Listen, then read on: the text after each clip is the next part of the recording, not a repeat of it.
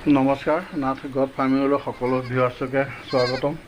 আজি এটা ভিডিঅ' বনাব লৈছোঁ। মানে এই বাৰিষা সময়ত মই ছাগলীখিনি কেনেকৈনো ৰাখি আছোঁ, ছাগলী মই কি কাৰ্যত ৰাখি আছোঁ, এই বিষয়ে মানে আজি ভিডিঅ'টোত ক'ব বিচাৰিছোঁ।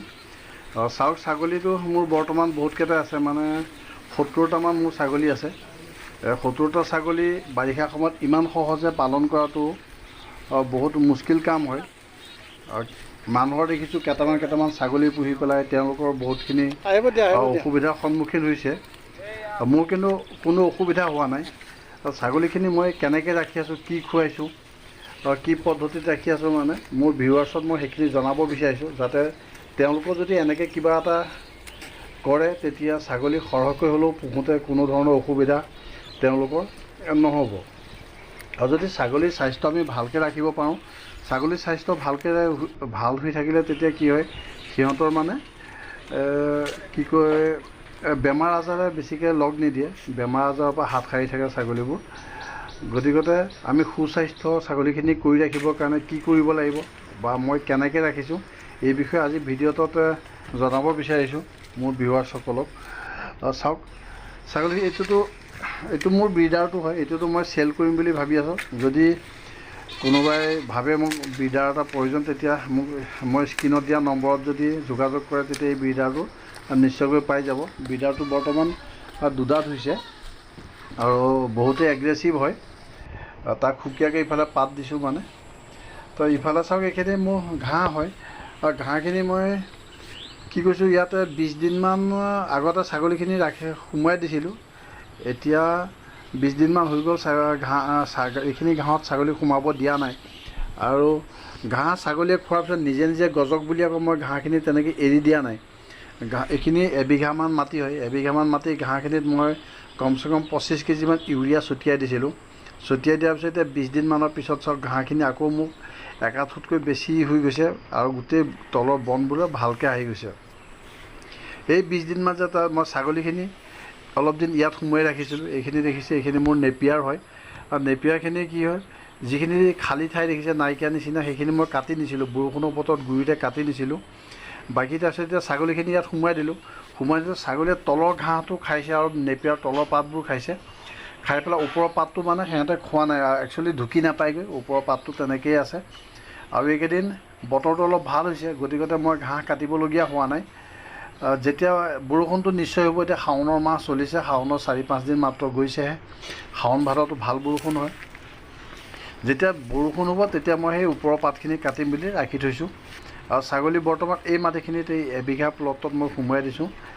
ইয়াতো 20-25 দিনমান ছাগলীয়ে ধুনীয়াকৈ খাব পাৰিব। মোৰ 70টা ছাগলীৰ কাৰণে এইখিনি ঘাঁহ যথেষ্ট হয়। আৰু 20-25 দিনটো ধুনীয়াকৈ খাব পাৰিব। এইখিনি ঘাঁহ শেষ হয় মানে তেতিয়া মোৰ বাকীখিনি ঘাঁহ নিশ্চয়কৈ আকৌ ছাগলীয়ে খাব পৰা হৈ যাবগৈ। আৰু ঘাঁহখিনি মই তেনেকৈ এৰি দিয়া নাই। ঘাঁহখিনি বোলে ছাগলীয়ে খালে এতিয়া নিজে নিজে উহক বুলি মই এৰি দিয়া নাই। যিখিনি ঘাঁহ ছাগলীয়ে খাই শেষ কৰিলে, সেইখিনিত মই সৰহ পৰিমাণে ইউৰিয়া ছটিয়াই দিছোঁ, যাতে এই 15-20 দিনৰ ভিতৰতে মোৰ ঘাঁহখিনি আকৌ নতুনকৈ গজে। আৰু পানীৰ কাৰণেতো এতিয়া অসুবিধা নাই, জানেই মাজে মাজে বৰষুণ হৈ আছে। খালি সাৰ দিয়াটো বহুতেই প্ৰয়োজন। এনেকৈ নহয় যে ছাগলীয়ে খালে আৰু সাৰ দিবলৈ প্ৰয়োজন নাই, ঘাঁহ নিজে গজিবই। ঘাঁহ নিজেতো গজিবই, কিন্তু ইমান ভালকৈ নগজিব। গতিকে সাৰ পানী দিয়াটো বহুতেই প্ৰয়োজন, আৰু মই নিশ্চয়কৈ দিছোঁ। এইটো এটা মোৰ এবিঘা প্লট হয়। এইটোত কি হৈছে, তেনেকৈ ছাগলীখিনি মই সোমোৱাই দিছিলোঁ, সোমোৱাই দি পেলাই এইটো অলপ দিন হৈ গ'ল, এতিয়া বৰ্তমান সোমোৱাই দিয়া নাই। ইয়াত ঘাঁহবোৰ গজিব দিছোঁ। আৰু সাৰ যথেষ্ট পৰিমাণে ইয়াতো মই ছটিয়াই দিছোঁ। এতিয়া য'ত ছাগলীখিনি সোমোৱাই দিছোঁ, সেইখিনি ঘাঁহ খাই পেলাই যেতিয়া শেষ কৰিব, তেতিয়াহ'লে এইখিনি ঘাঁহ ধুনীয়াকৈ উঠি যাব। আৰু এইখিনি ঘাঁহত মই ছাগলীখিনি সোমোৱাই দিম। এইখিনি ঘাঁহ শেষ হয় মানে সিফালে অন্য যিখিনি দীঘল হৈ পেলাই আছে, এই ৰঙা টিঙৰ ঘৰটোৰ কাষত যিখিনি আছে, সেইখিনি মাটিত সোমোৱাই দিম। এই 2খিনি মাটি ঘাঁহ শেষ কৰে মানে আকৌ সেইখিনি ঘাঁহ নিশ্চয়কৈ হ'ব। এইটো এটা মোৰ আধা বিঘা প্লট হয়। এইটো একেবাৰে মোৰ ঘৰৰ লগতে লাগি আছে। ইয়াতো মানে মই যথেষ্ট পৰিমাণে সাৰ দিছোঁ। ঘাঁহখিনি দেখিছে, গোটেই ঘাঁহ জাপ খাই আছে। ছাগলীয়েনো কিমান খাব, ইমান ঘাঁহ মোৰ এইখিনিত হৈ আছে। আৰু এইখিনি মোৰ একেবাৰে ফাৰ্মৰ লগতেই হয়, কোনো মই অসুবিধা পোৱা নাই। এজন মানুহক মাত্ৰ মই চোৱা চিতাকৈ ৰাখিছোঁ। মোক কোনোবাই কমেণ্ট কৰি ৰাখিছে বোলে 70টা ছাগলী ৰাখিছে আপুনি, কেইজনমান মানুহ চোৱা চিতাকৈ ৰাখিছে। একচুৱেলি কেইজনমান বুলি নহয়, মই এজন মানুহেই মাত্ৰ ৰাখিছোঁ। তেওঁ অলপ চোৱা চিতা কৰে আৰু বাকীটো আমি হেল্প কৰোঁৱে, ঘৰৰ গোটেইকেইজনে আমি হেল্প কৰি থাকোঁ। এইটো মোৰ ছাগলী ঘৰ হয়। ছাগলী ঘৰৰ লগতে চাওক, একেবাৰে লগতে মোৰ ঘাঁহৰ এইখিনি মানে ঘাঁহৰ ব্যৱস্থাখিনি আছে। এই ছাগলী গঁৰালৰ পৰা ওলোৱাৰ লগে লগে বছ ঘাঁহৰ তলি পাই গ'ল, জপনা খুলি দিয়াৰ লগে লগে ঘাঁহৰ তলি পাই গ'ল। ছাগলী ইচ্ছা কৰিলে তেতিয়া মোৰ এই আধা বিঘাটোত সোমাই পেলাই খাই থাকিব পাৰে। যেতিয়া এই আধা বিঘাটো অলপ সময়ৰ কাৰণে সিহঁতক ৰাখোঁ। কাষতে যিখিনি দেখিছে ধান, এইখিনি মই ধান লগাইছোঁ। একচুৱেলি এইটো 2.5 বিঘামান মাটি হয়। 2.5 বিঘামান মাটিত মই ধান লগাইছোঁ। এই বছৰ প্ৰথম ধান কৰিছোঁ। তাৰপিছত এই ধানৰ সিটো ছাইডে থকা সিটো এবিঘা হয়। তাতে নেপিয়াৰখিনি আছে, এইখিনি মোৰ নেপিয়াৰখিনি হয়, যিখিনি অলপ দিন আগতে খুৱাইছিলোঁ, এতিয়া বৰ্তমান ছাগলী সোমোৱাই দিয়া নাই। আৰু এই আধা বিঘাটো হয়। ইফালেদি এইটো এটা ৰাস্তা হয়, এইটো ৰাস্তা হয়। সেই ৰাস্তাটোৰ লগতে গৈ পেলাই ইফালে সেইটো মোৰ এবিঘা প্লট হয়, আৰু সেই ৰঙা ঘৰটোৰ কাষত তাতো আধা বিঘা হয়। সেই আধা বিঘাটোত ছাগলী বৰ্তমান তাত এতিয়া সোমোৱাই দিয়া বন্ধ কৰিছোঁ, এই এবিঘাটোত সোমোৱাইছোঁ। এইখিনি খাই হয় মানে আকৌ সেইখিনি নিশ্চয়কৈ গজি যাব, আৰু মই সাৰটো যথেষ্ট পৰিমাণে দিছোঁৱেই।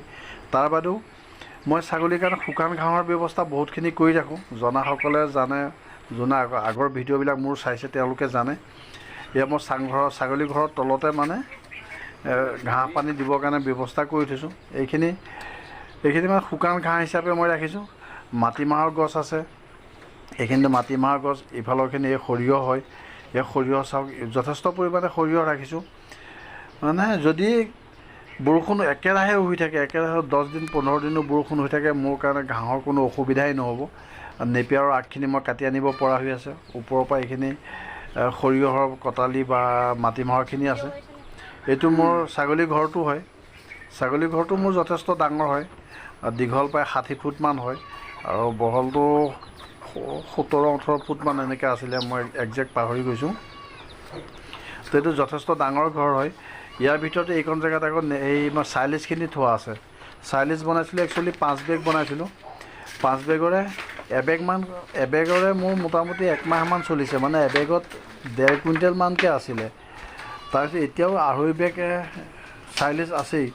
গতিকে এনেকৈ যদি আমি ছাগলীৰ কাৰণে ঘাঁহৰ যোগাৰ কৰি ল'ব পাৰোঁ, ছাগলী যথেষ্ট পৰিমাণে পুহিব পাৰিম। আৰু ছাগলী এটা লাভজনক ব্যৱসায় হয়, এইটোতো সকলোৱে জানে। আৰু লাভজনক ব্যৱসায় তেতিয়া যদি আমি ছাগলীখিনি সুন্দৰ স্বাস্থ্য কৰি ৰাখিব পাৰোঁ, বেমাৰ আজাৰৰ পৰা বচাই ৰাখিব পাৰোঁ। আৰু এনেকৈ ব্যৱস্থাখিনি আপোনালোকে নিশ্চয় কৰি ল'লে বহুত ভাল পাব। আৰু মইনো কেনেকৈ কৰিছোঁ এই বিষয়ে মানে জনাবৰ কাৰণে আজি ভিডিঅ'টো বনালোঁ। যদি ভিউৱাৰ্ছসকলে মোৰ ভিডিঅ'টো চাই ভাল পায়, চেনেলটো নিশ্চয়কৈ ছাবস্ক্ৰাইব কৰিব বুলি আশা থাকিলে, আৰু ভিডিঅ'টো লাইক কৰিব। এইটো মোৰ ছাগলী গঁৰালৰ ভিতৰতো হয়। ছাগলী গঁৰালৰ ভিতৰতো মই ষ্টেপ কৰি দিছোঁ। মানে এইটো চবতকৈ ওখ চাং, ওখটো মাটিৰ পৰা 5 ফুটমান হ'ব, তলৰ ষ্টেপটো মাটিৰ পৰা 4 ফুটমান হ'ব।